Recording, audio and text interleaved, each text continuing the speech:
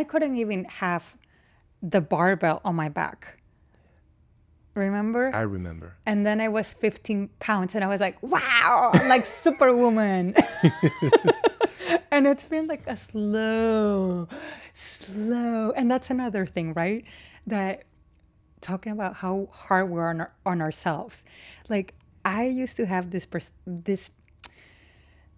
working in my mind where if I didn't do something perfect, then it wasn't worth doing at all. It was like oh, I did some diet, and I mean, I don't do that anymore, but like back in the day, like, oh, and I ate a cookie. Well, I'll just have the whole box of cookies because I messed up, and so let's just not do it at all, right?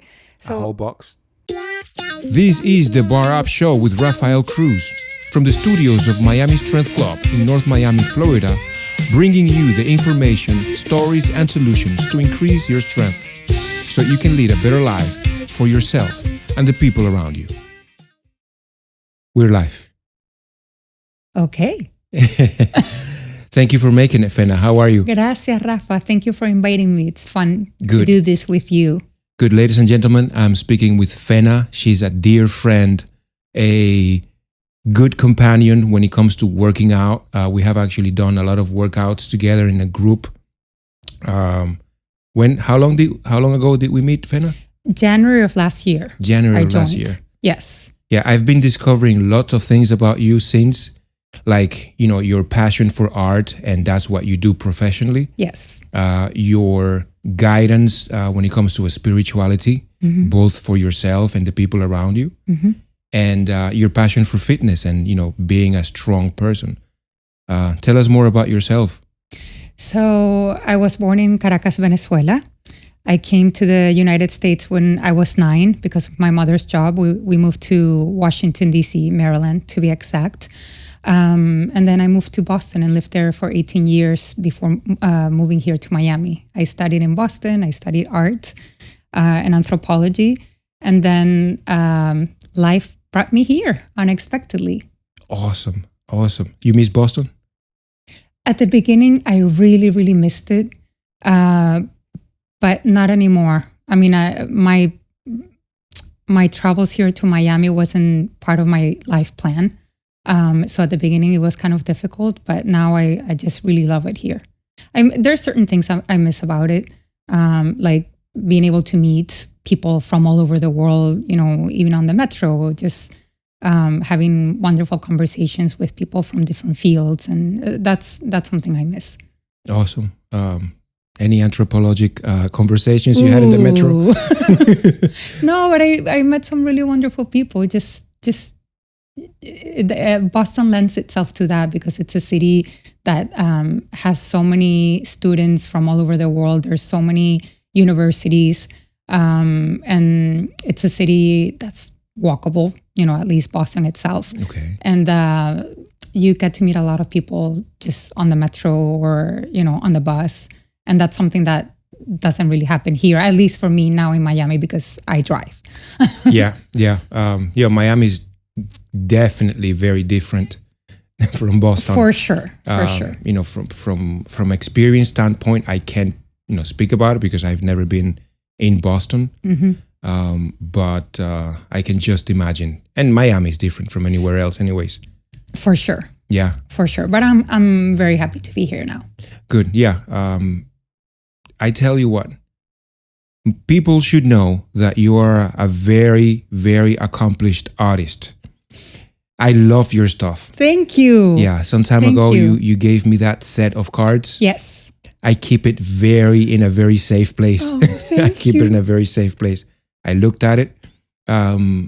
This set of cards, they just come in a very tiny, beautiful box, card tiny, not shoe box. Right. It's an oracle deck. Yeah. So tell us more. What is that about, and why did you get into that? Sure. So this is a project that I did for Hay House. I don't know if you're familiar with them. They're one of the biggest publishing houses in anything that has to do with self-improvement and spirituality. It was founded by Louise Hayes. I believe back in the 70s, she was, a pioneer in this field. She died a few years ago. But basically, this lady, the author of the cards, her name is Tosha Silver. And I had been following her for a few years. She's a graduate of Yale. She's a philosopher. And she's written several books, including Outrageous Openness, It's Not Your Money, which was the most recent one and on which the cards are based. And I'm like a total junkie for listening to authors and podcasts that, have to do with expanding our consciousness and on spirituality and on health. And so I had been following her for a few years. And one day on Facebook, she posted this message that had an image of an elephant that was very similar in the message, both in the message and the art, to a painting I had created years ago.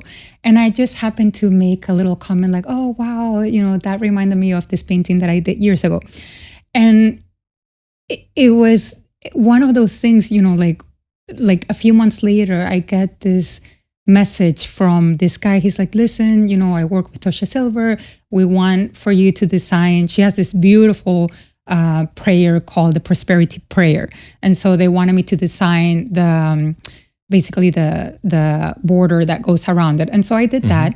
And then last year, Hay House contacted me again, and they're like, we want you to design the Oracle deck for the Divine Abundance, which is based on this book, It's Not Your Money. And I was totally in because it marries perfectly both my love for art and for spirituality. That's awesome. It just came out December. It's all over the world. You can find it anywhere. And so it's like anywhere, like where, like tellussomething.com or a store. Everywhere. I mean, you can find it in India. There's people doing like reviews in Japan, like in China, in Australia, because it was published by Hay House, which as I said, is, one of the biggest publishing houses in this industry. But then you have like the Penguin Random House. You can find them at Barnes and Nobles. Bookstores. Good. Pretty much all over. Okay. So for me, it was a very exciting project to be able to work with her and with Hay House, because I've been listening to their authors for years and years and years, and I've gotten so much from them. And so to be able to like do this project for them, it was super, super excited. That's just to bring my art and, to like plant that little seed. What was most rewarding? Let's say so Hay House, calls you back and say, hey, you know what, get it started. Yeah. Let's work on this. Aside from the good surprise and the great opportunity, like what would you say was more, challenging maybe, but rewarding also? I think, being able to work on a project that feels true to me and that is aligned with what I believe, because I follow. I've been following, as I said, Tosha Silver for a few years, and I totally believe in what she has to share. So that in and of itself is extremely enriching. And I always try to do work that's aligned with, my own personal beliefs. And what are those? Oh, gosh. I mean, it depends what you're asking me about. But in terms of Tosha, like she really believes in surrender to a higher power, and divine abundance, basically as the money not belonging to you necessarily, but as belonging to a higher source, and you just being a channel through which it flows. Okay. So it's not my money, I'm just the channel through which it flows, and it may flow through you, that you give it to me, or through a job, or through, someone that just wants to gift me, present me with a gift. So that's one of the things. But going back to your question in terms of what was rewarding, just again, being able to create art that was based on tuning into this author's message and bringing forth something that represented in a symbolic way, in an artistic way, what she was trying to convey in words. And that was, and also I think the whole way into which the project came about, for me, just the synchronicities. Like for me, it's part of, like the spirituality, like if one is true to oneself and to one's heart and to one's beliefs, things just kind of start flowing, as opposed to, oh, I'm going to get that, like this just came to me, and I say it with a lot of humility, because I find that a lot of things that have come to me in my life, it hasn't been because like, oh, I'm going to like be really ambitious about it and go after it and just get it. It's been like from a place of like, I'm going to be intentional about the kind of messenger I want to be in the world, about what I want to bring of myself, into this universe. And then from there, whatever shows up, in my life, like I'm going to engage with it from a place of, of love. So just seeing how the universe kind of orchestrates things behind the scenes when you even have no idea. Like I couldn't have planned this, and so many things in my life have happened in that way, where it's not a logical step by step. Oh, if I do this and I'm going to get that. And then sometimes it's just being able to be in a very present moment. And again, coming from your heart. And then the universe starts to orchestrate synchronicities that, connect you with that place in which you embody and operate. And to me, I try that place to be a place of love and peace and truth for what that means, to me. Yeah. If that makes sense. It's beautiful. It's beautiful. No, really, it's beautiful. I mean, beauty being one of the most important things ever, it's so powerful because I'm reacting now, I'm really reacting. I'm taking, by you charge at me with so much that, I'm kind of like grappling with all that. And it's just amazing. It's beautiful. I think more of us should be able to tap into that state, more often, and ideally find, if for a lack of a better way of expressing it, kind of like the know-how or the feel how or the state how. I mean, I don't know, but there has to be some sort of triggering or facilitator of, what am I thinking about? What am I pushing away type of thing. Journey.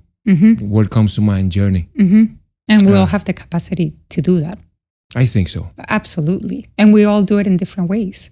Like some people, like they do it through, sports or through teaching or just being in that place of no time where time just flies away. I mean, that happens to me when I'm painting. Yeah. Where or if you're playing an instrument, how does that happen to you? I know. Yeah. Well, just talking even. I like sharing conversations with someone like we're doing right now. Yeah.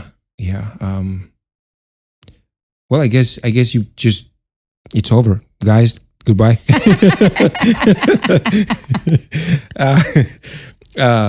No, I'm really taking back to that, what you just said. It was meaningful for you because, it brings me personally to my own journey. And, there's a few shows already published on iTunes and YouTube at Miami Strength Club.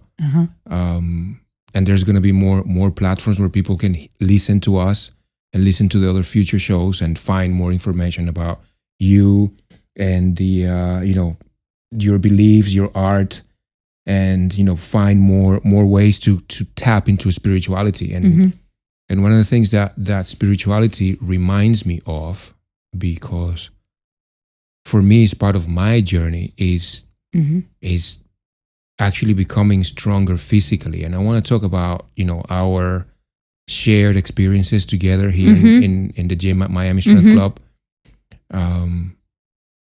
Is there any correlation from the physical experiences to spirituality when it comes for you? Tell us about how do you decide to, even lift anything heavy? What's up with that? That's a good question. I think for me, throughout my life, like because as a teenager, I gained a lot of weight. Like I was 50 pounds heavier than I am now. And I didn't really feel good within my body. So originally back then, like the motivation was to get, like to lose weight, but it was like an external motivation. It was more like, oh, I want to look good, right? Mm-hmm. But then that evolved into like an internal motivation. Like I want to be healthy, okay? So, and that has been like a thread throughout my life. And it's evolved in different ways. Whereas health has to do with nourishment, okay? So whenever I embark on something, or even just the simple act of eating something, does this nourish me? Does this strengthen me? Does this empower me? And that has to do, like that saying says, we are what we eat, right? And in a way, it's so true. Yes. Because whatever we feed our body, whatever we feed our mind, even the relationships, the situations that we surround ourselves with, that all is developing who we are, right? That's who we're becoming. I eat this vegetable and that becomes a part of me. So it's always been about, or it's evolved into, what do I want to put in my body, or what do I want to do that's going to nourish me, that's going to make me healthier, that's going to, expand my consciousness. And then strength training became a part of that, because I was like, I'm going to turn 50 soon and I want to feel strong, because you hear like, oh, after 50, forget it, it's downhill from there. And I was like, no, that's not going to be me, no. And I've always been very artistic, but I've never considered myself an athletic person at all. Never. And so I first started training before I was to turn 40. And I was like, I want to challenge myself to do something that I've never done before. And that's going to get me out of my comfort zone. And I did it for a year and a half, and it was wonderful. And then, for one reason or another, I let it go. And then I constantly kept saying, no, next year I'll start. 5 years later, I found you. And I was like, that's it. I can't keep procrastinating. I need to go back. This is important to me. And so that's why I started doing that strength training. And for me, it's definitely been a very spiritual journey in many ways, because just like painting, for me, it's like when I do weight training, it confronts me.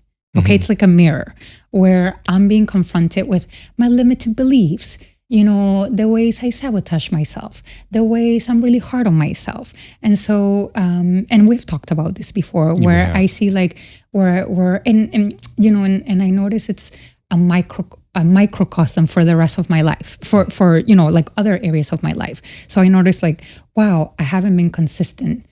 This month I said I was going to come 3 times a week, but really 2 weeks went away for different life reasons. I couldn't come. And so I haven't been as consistent as I thought.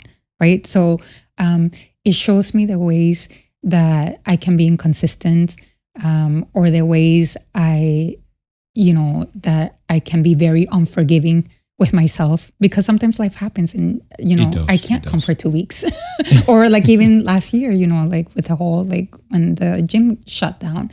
And it's been able to also be compassionate with myself and say like, okay, well, I didn't come for 2 weeks, but I'm still showing up. Right. Or like 5 years passed, but okay, you know what? Let me celebrate myself because I actually decided to show up if it took me 5 years. You know what? You just touch on something sort of in a chronological way. You put it from days to weeks to things that happen, from year to year to years across. Mm-hmm. And that calls my attention really, because it's not quite the topic at hand right now, but let's say it speaks to identity, across time. It speaks to identity across time, and the things that matter. And I think it's important because in with so many distractions that are both legitimate and some of the things that we make ourselves up, sure. Whether it is positive or less positive, that's beyond the a scope of consideration for now. But that manner in which you saw yourself transcend across time and strength training or being stronger and manifesting also physically, that calls my attention really. What is that like for you? I mean, tell us specific things about strength really, like literally like picking your nephews and up, or picking that case of water. That's kind of like my go-to examples all the time. Yeah, well, I definitely feel stronger. I think it's also, you just mentioned the word identity, right? And it brought me back to thinking like the stories we tell ourselves, because I never consider myself, and neither did anyone else when I was growing up. Well, you're not clumsy. Fena, you're not clumsy. I know. No, but I never consider myself like a good athlete or a sports person. So, it's interesting because I still notice that limiting belief, like, oh, I won't be able to lift as much weight as so-and-so because I'm not a good athlete. I notice those internal stories or those internal narratives. And part of the strength, right, is being able to say, that's no longer me. That's an all limiting belief. That's not even that. I don't even know where it came from. It's like someone planted a seed when I was little and I bought it, and it's been limiting my life, or creating an identity for myself that I'm not a good athlete, or that this is not possible for me. It's possible for other people, but not for me. Right. So like being able to lift the weight and to like deadlift my body weight, it's like, oh, wait a second.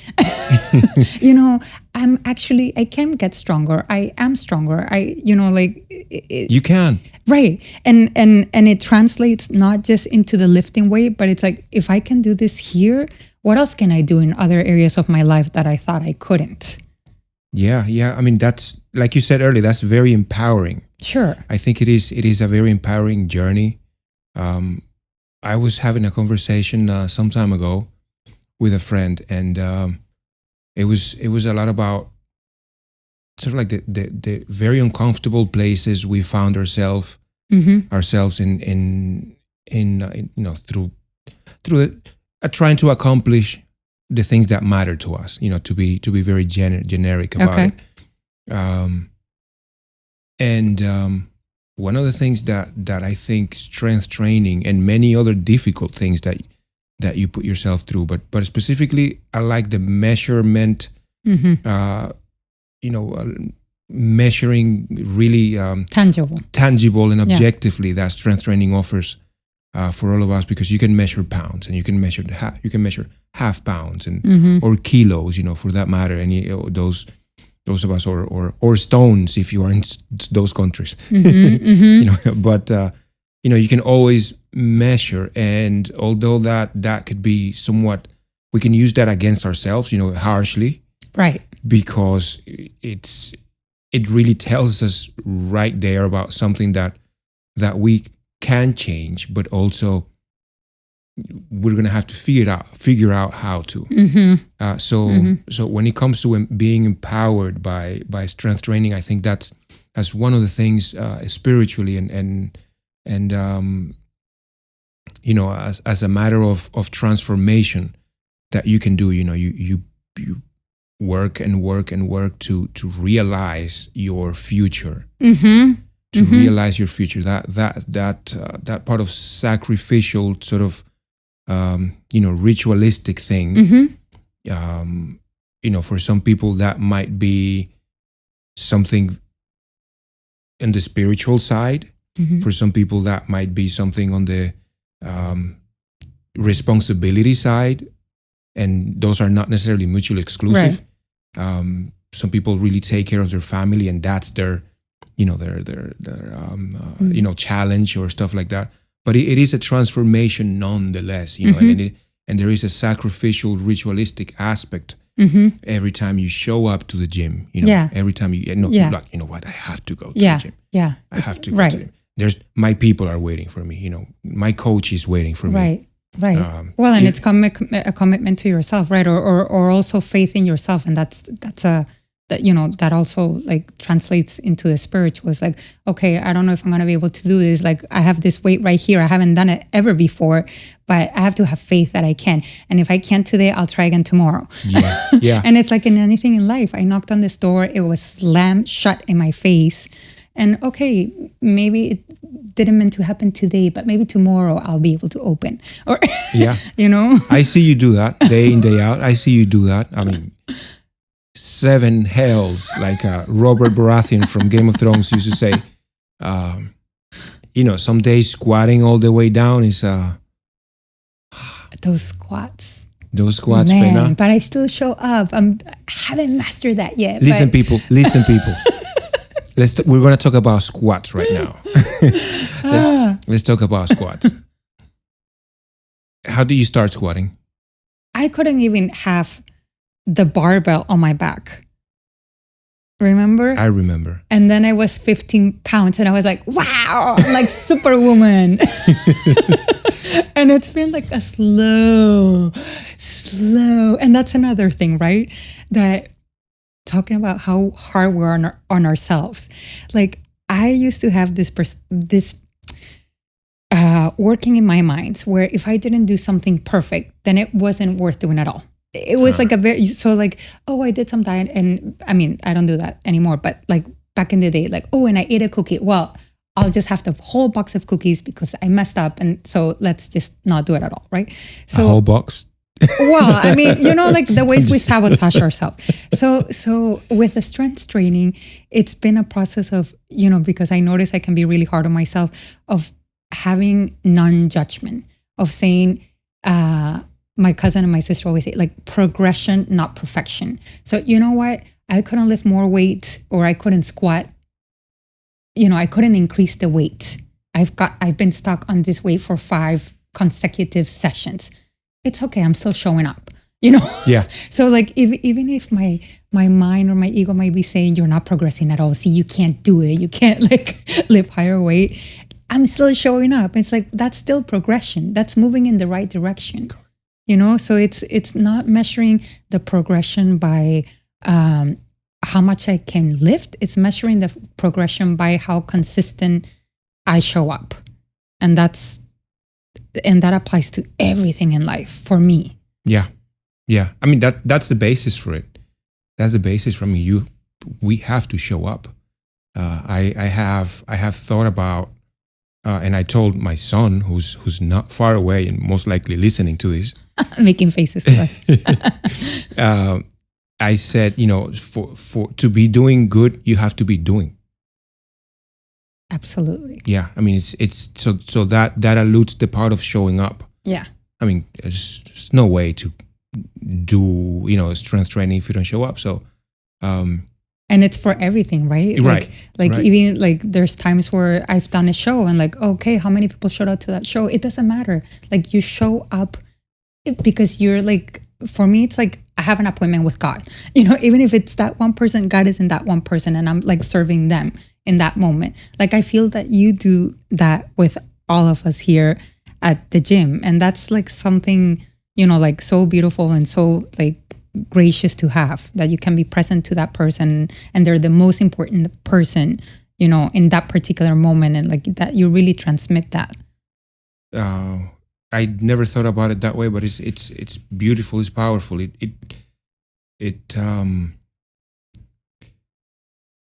is true. I mean, coaching for me has become something very fundamental of my life. Mm-hmm. 20 years ago, it was very much about looking good and helping other people look good, mm-hmm. Which is still part of the equation. Sure. There's also the health aspects, both, primarily, I think coaching has been for me also a journey of understanding. Let's put it that way. The more I can understand certain things about my own mm-hmm. life, my own experiences now with, a big family, 3 kids, some history behind that, my 7 marriages, the way I call it. I'm always talking about being married 7 times, which it's not true, people. It's not true. I haven't been married 7 times or anything like that. But it alludes. I'm trying to allude as to my my successes and my failures. That's what I mean, because or the people that I've become. The people that I've become. I have to say I've been 7 people throughout my life. Oh, interesting. Yeah, I mean, I'm still myself in a Right. certain way, but I've been more than the self that I am right now speaking with you, Okay. because we all go through changes. Absolutely. And we reform by wishes or by necessity, or by a mix of the two. The way we think, the way we can experience life through concepts and feelings and spirituality, which is something I want you to share more about. I don't know how to start some of the questions, but we'll start somewhere. But those our journey, I think that's one of the ways that it's typically portrayed in spirituality. Our journeys take us through some places, some paths, if you will, and along the path we become. Let's just leave it at there. We become. But when it comes to coaching, I have also become. And what I want to for the people around me is to also become. I wouldn't say naively in a way of once you get there, hence you'll be. Not in that way. Right. Not in that way. But in the way of, if you're willing to take the next step, or you're forced to take the next step, and you have some courage to do so, then you are already someone that is transforming through that. This is not revolutionary, thinking. Let's not, but it is nonetheless powerful. And when anybody who comes in new to the gym, what I want to do is not only from the technical standpoint apply these principles. I do want people to squat all the way down, and I want people, and I want people to squat as heavy as they want. But like you were saying earlier, it's also about the showing up. It's also about the courage to face that which changes you, because what changes you is also looking at you. Absolutely. It's looking at you. It's a judge. It's a rule. Paraphrasing Jordan Peterson. It's just powerful. Coaching has been a powerful and, humbly said, a way in which some people have become empowered. And I'm really thankful that I've been there, that we've taken steps together. And it's wonderful that you can also, like, in your own evolution or your own becoming, that you're able to inspire other people within their own journey, right? Because I've been thinking about that. It's not the goal. I mean, of course, the goal, if I set the goal, I want to deadlift my body weight, that's a goal, but there's always going to be more goals and more goals and more goals. So it's like feeling good enough or worthy, enough, right? Throughout the journey, and not when you achieve that goal. Right. And that applies again to everything. It's not like, oh, when I make what so-and-so money, or when I get that job, or when I've reached whatever goal is important to each person in their life. For me, it's like, wow, it's the journey. Who am I becoming, throughout this journey of trying to achieve this goal? Yeah. And because then once the goal, then that's right. There's a higher weight to lift. There's 2 more pounds. There's 5 more pounds, or a new lift.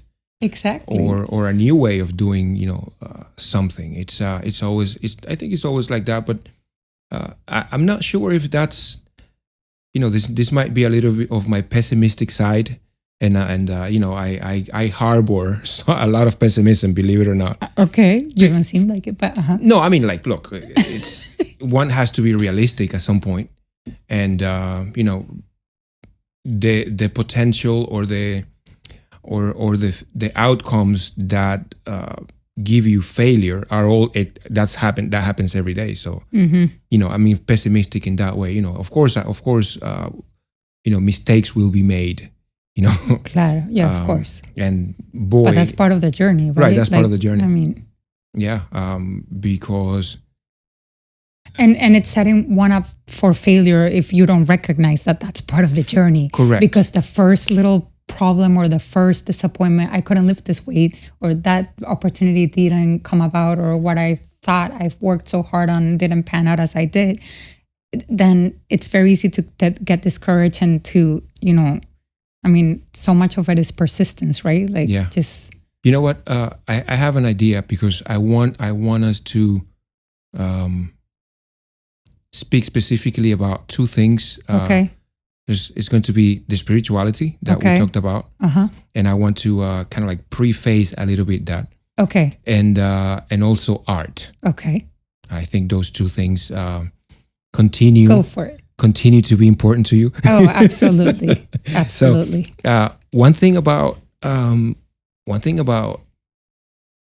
coaching, if you will, but specifically the way in which I've learned to coach, because I've been coached that way, is using cues. Okay. A cue, and this is both a literal. I'm going to say something about a cue. I'm going to define a cue. A cue is an instruction that is delivered by the coach in many ways. It could be a tactile cue. A lot of coaches, are very hands-on, and they actually hold the lifter or whoever they're coaching to physically correct them and put them in certain positions to influence their movement. There are cues that are kind of like body language. There are cues that are shouted out. A lot of coaches are very loud. Yes. And I think all coaches, we are very loud, but some coaches are unnecessarily loud. And that's a style of coaching. And it has an audience, by the way. Sure. Some people like that. But the cue is an instruction delivered, a message delivered by the coach in order to elicit a response from the lifter that gives the lifter something to do. Not something to think about necessarily, but something to do, so that the lifter can accomplish what is expected. Specifically when it comes to movement, I'm talking very specifically about strength training and specific exercise, for example. So, in the case of the squat, for example, lean forward sooner. I'm not asking you to make your back 45-degree angles. No, but I'm saying lean forward sooner. Yeah. You have something very specific to do and say. Since spirituality means many things to many different people, and rightfully so. What would you say are some spiritual cues that people can hear? Just for example, what in a way, in an, how do you say this? With the goal to create more awareness for spirituality. In the same way, for example, continuing the parallel, that I want to create movement awareness by shouting cues, giving people a specific things to do. What are some spiritual cues that you think are useful for people? Well, if I understand the question correctly, but the first thing that comes to me that's really important in my spiritual journey is meditation. Like having that moment where I can be present with myself and with my thoughts and with God, whatever that means to each person, right? Because that's a whole other word that has a lot of different definitions for each individual. Which one? God. God. Okay. Yeah. Yes. So, but when you say spiritual cue, what may ignite someone's spiritual path? That makes me think of different things, right?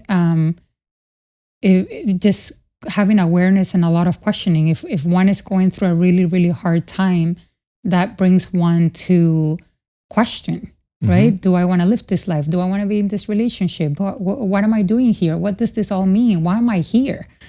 So I think pain very many times brings one to questioning, which ignites a more conscious spiritual journey. I think we're all spiritual beings, right? I have no doubt about that. And we're all on our own spiritual journeys, whether we're aware of it or not.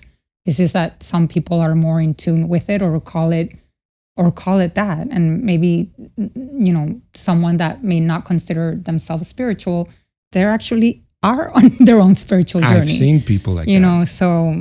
So yeah, but does that make sense? Makes sense. In terms of a cue. The first thing that came to me was meditation, because that allows a space to sit with oneself and to watch the thoughts and to just connect oneself with align oneself with one's own divinity. Because I think also we're living, I was thinking about this the past few days, that I feel like the past months I've had like a never ending to-do list. And what happens is that I've been noticing myself many times not really being in the present moment, because I'm already thinking ahead of like, oh, and then I have to do this, and then I have to do that. And I had to like reel myself back and be like, wait a second. Breathe. There's a key. Yes, absolutely. Breathe. I like that. Breathe. Bring myself back to this exact moment, because life only happens in the now. It doesn't happen thinking about what happened yesterday or dreading what may happen tomorrow. It happens in the now. And actually the breathe is a huge thing, because if we're able to meditate and just sit even for like 1 second and notice our breathing, many times if we're anxious, we're not even breathing. Like we're like, like in hyperventilating or just not breathing, like belly breathing. So just having that 5 minutes, like, okay, it completely changes, our frequency. I think also maybe going back to the spiritual cue thing is being very aware of our emotions. What am I feeling right now? What am I thinking right now? Because so much of that dictates the frequency in which we're operating from. If we're constantly telling ourselves a story of, if we're in victimhood or we're feeling angry, and I'm not saying not to feel angry or to bypass anger, because that's a very important emotion too. All of them are to experience. But if we're constantly in a state of complaint or anger or frustration, then what? Our energy is completely constricted. We're not connected to our heart at all. And if we're not connected to our heart, we're just recreating, situations that are just going to repeat the same pattern of fear, anger, resentment.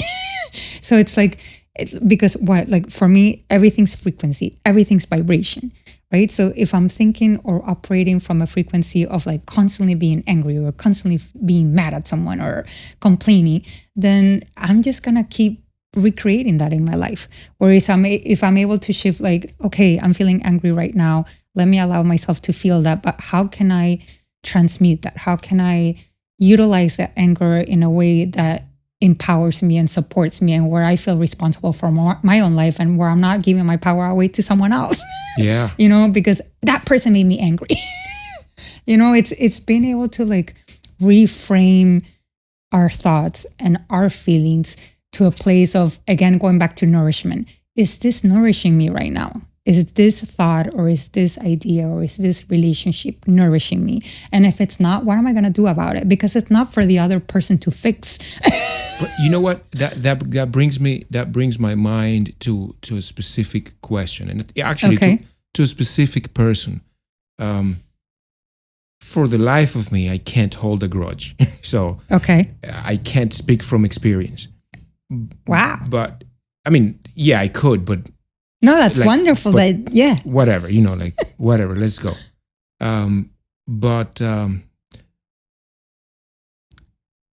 I know people that keep going back to the same hurt. Mm.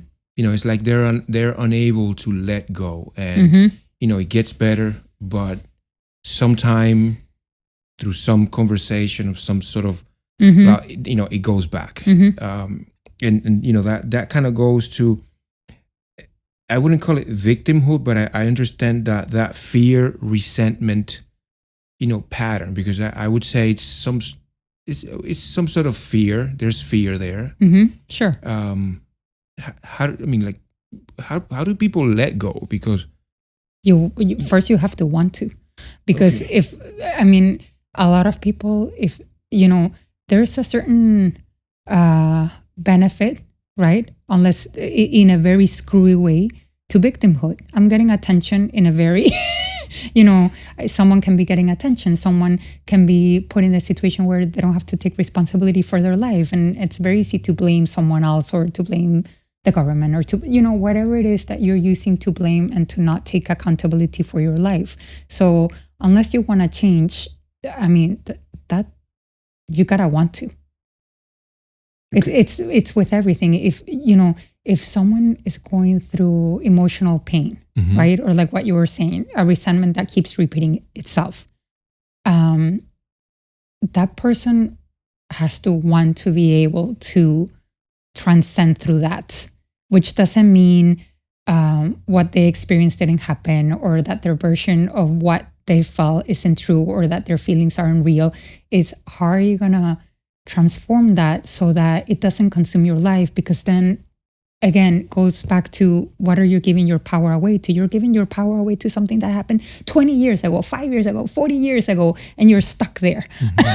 And you're the only one responsible for that. It's not the other person. The other person or the other situation, that past, that, it's reframing.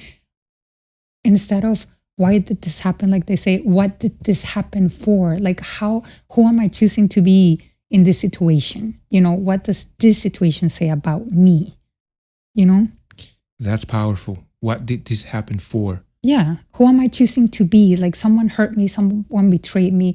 Who am I choosing to be? Am I going to let this person, turn me into someone that I don't want to be? Or am I choosing to say, like, you know what? Yeah, that person hurt me. Whoever hurts someone is because they're hurt themselves. Nobody that's in alignment with truth or with their own love or with heart is going to hurt someone. They're in a completely different frequency. No, but they're just in another frequency. If you're hurting someone intentionally, it's because you're hurt. So it's being able to reframe that and say, okay, that person must have been going through a really hard time, or I may not understand why they did that or why they're operating that way. I may never understand. There's so many horrendous things that happen. But if we put ourselves in a place of like, what, because I think we're all operating on our, based on our own life stories and on our own level of consciousness. So if that person, what if, I don't know, they've experienced their own pain and now this is their only way of coping, lashing it out onto someone else. And that's their way of, dealing with it. It's just asking oneself, what could this person have been going through to act in this manner or to say such a thing, and not taking it personal. And that's a really hard thing because it's so easy for us to take because, we're human. Yeah. We may feel rejected. We may, I think it's a practice, right? Like the strength training, it's a practice. It's not like, oh, one is enlightened and no, I'm not going to hold a grudge and someone really stabbed you in the back and that doesn't hurt. It's going to hurt. Oh yeah, it does. But it's what am I choosing to do with this? As opposed to, am I just going to hold this grudge for the rest of my life towards this person and let my, anger consume me, that's not going to benefit anyone. It doesn't. I tell you what, because I like to speak from personal experiences, not to make anything up. Being in business for some time now, there's been betrayals of many kinds. There's and it hurts. It hurts at the Sure. moment. It hurts in the moment. Absolutely. But guess what? Guess what? And this is funny. This is funny because I think this is very spiritual and it speaks about to you were saying earlier that when you operate from a sense of love in a certain way, just things start happening around you, and sometimes you actually become a part of that. Very serendipitously in a certain way. A lot of the people that have betrayed me come back. Yeah, so I wouldn't say a lot of people, but in some cases there's people that have come back, and there's been some reconciliation and moving forward together. That's wonderful. Yeah, and I say that now, some sort of surprised by where the conversation has led us to be here, because that's not something you expect. You can't predict that. It's if that happens, I choose to believe at the very least that that there's something beyond the two parties, in this case, me and somebody else, that tapped into that where you were making allusion to earlier. That place of love, that those frequencies, those harmonies, and if we, if people are there, you kind of think or feel the same, or want to go back to those, to that energy. So they were able to transcend their own, their own grudges too. I would say, I don't know what to say about that, but we have moved forward together. And I'm speaking, essentially through. I think we all have this. Let me not just make it very general. There are some friendships that kind of sometimes go sideways. You can make a lot of assumptions, but one day you kind of like find that person and you guys talk and blah, blah. And, it's like, oh my God, I was so wrong, or you were so wrong, or I was going through a lot, or, stuff like that. And typically is going through a lot. Typically is going through a lot. I find that it's kind of like what you said earlier too. You said many right things. That hurt people can hurt other people. Some people are going through a lot. They're hurt. Sure. They're hurt. Yeah. No, go. No. I think too.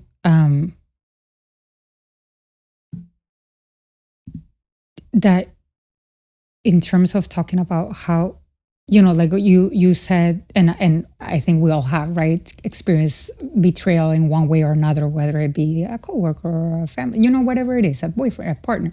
I think it also, for me personally, it has served to ask myself, wait a second, how am I betraying myself?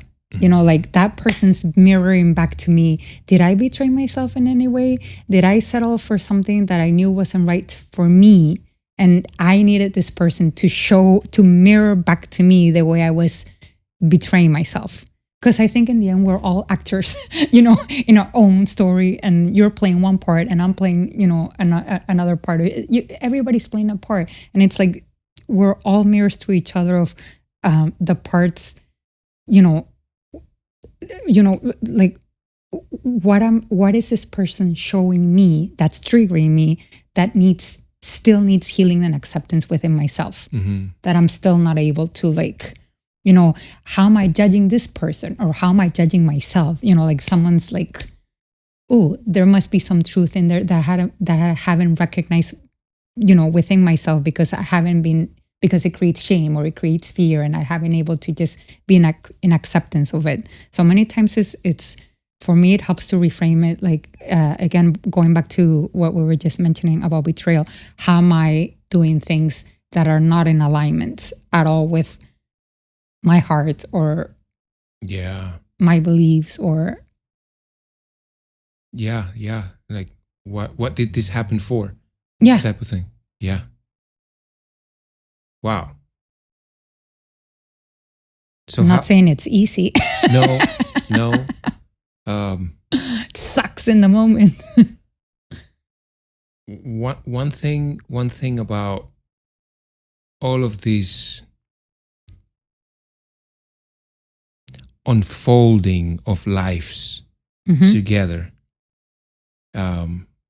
there's nothing else that captures it, because there's nothing else that captures it like art.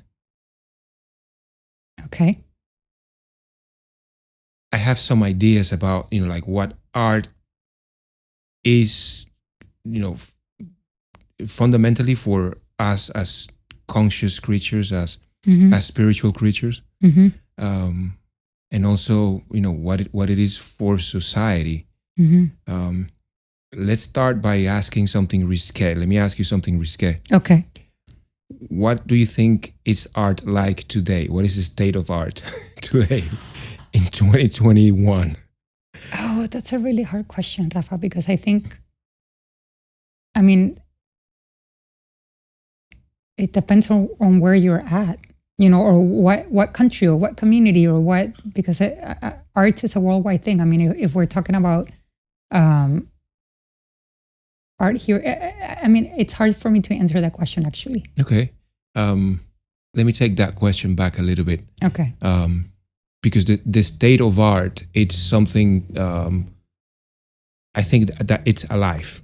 The state of art is alive. Art is alive. It's a medium, if you will. Because there is something. Look, we can find something, another cave. We can find another cave, and we can see the painting on the wall. And we may find that this is, from 40,000 years ago, and we say, wow, that's beautiful. And it has the essence of those things that it could have been made yesterday out of plastic, or it was made, 40,000 years ago and is still there in a cave because of some miracle. And those both of those things are art. Sure. Yeah. I guess. So what makes something art? I know it goes back to where you are and whatnot, but there might be some common thing, some essential thing. Maybe it is the way it makes us feel. Maybe it is the way some sort of meaning it carries because of. Okay, so maybe the plastic art is because of where we are since 300 years ago. So hey, look, plastic means this for our society, or a cave painting meant something for that particular, or our human condition. I'm trying to make some connection there. I think if you ask different people, you're gonna get different answers, right? So what's your question? What's your answer? For me, it's when I first started drawing and painting, right? It's been since I was little, right? Since I was very little. But when I moved to the States, it was like the form that I communicated in, because I didn't speak English. Nobody understood, Spanish in my school. So art was the way that I communicated with people. And ever since, it's been a thread of communication for me, a tool of connection. And for me, art is something that invites, for me, right? That invites the viewer to connect with him or herself, and also with the heart of the artist. But that's my own personal, because for instance, like, what was it a few years ago, that banana, that someone put so for people that may be look art, at my face. Right. So for me, that's not it at all. But for some people that may be, or you put a cardboard box from Home Depot and put a price tag of $200,000 and you call it art. I think that that would be art in the way in which it actually is critiquing art.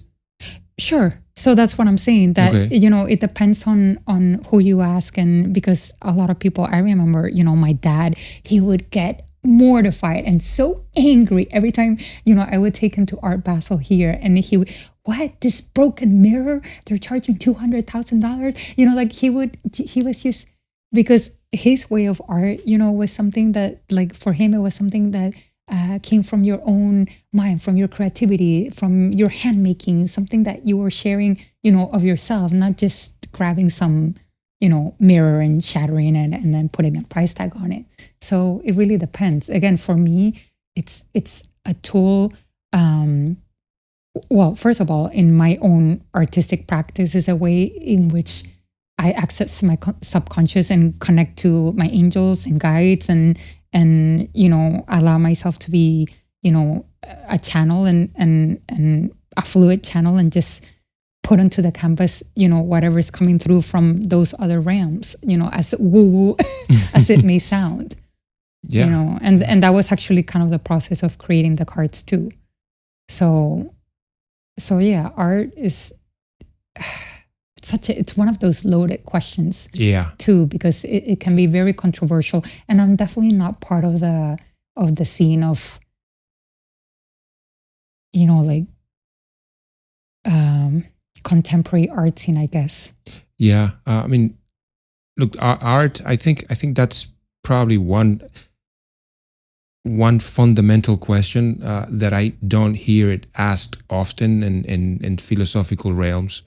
It's alluded to, because we do have a lot of good art. Sure.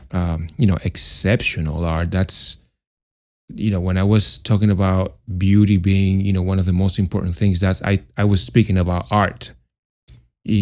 Because, I mean, here goes my some of my ideas about art. I think art evokes our own beauty. Mm-hmm. Yeah, like our own beauty, that which is not only ethically beautiful, but also fundamentally beautiful, beyond us beautiful. Mm-hmm. Because, but also, yeah, sorry. No, go on.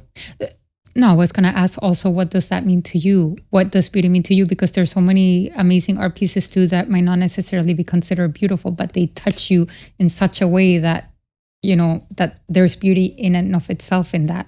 Well,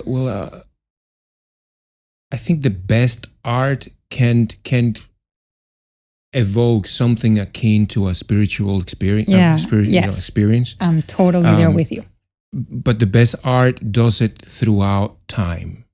It transcends time. It transcends time, or at least some time. I mean, I don't know how long. Mm-hmm.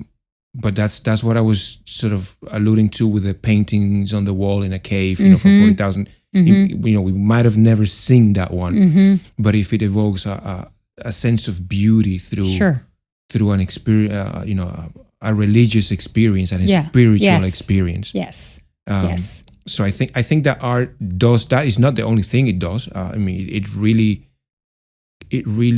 is master an artist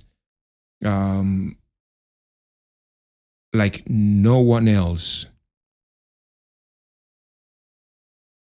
Maybe even better than storytellers. Maybe even better, or just equally as good. Mm-hmm. Can take things that are not easily articulated, mm-hmm. or maybe unarticulated. You can articulate it, and then you express it. Sure. Yeah. Like music. Yeah, like music. Yeah. Yeah. Yeah. And that's magic. Yeah, that's we're on the same level about art in that regards. Okay. Because for me, it's about that. It's about both as an artist and as a viewer. It's about connecting to someone through their heart and soul. So in a way, evoking, what you're saying, that, yeah, it's an experience. I mean, for me, the art that touches me the most is, or even if I watch a singer, mm-hmm. Or even on those talent shows like The Voice or whatever, one of those shows, and I'm able to watch a singer that makes me cry.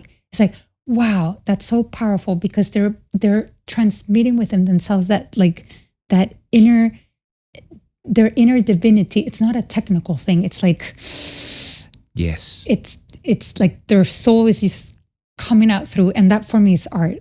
That's what and again, it that's not the definition that everybody has, but that's for me, that's that's what art evokes.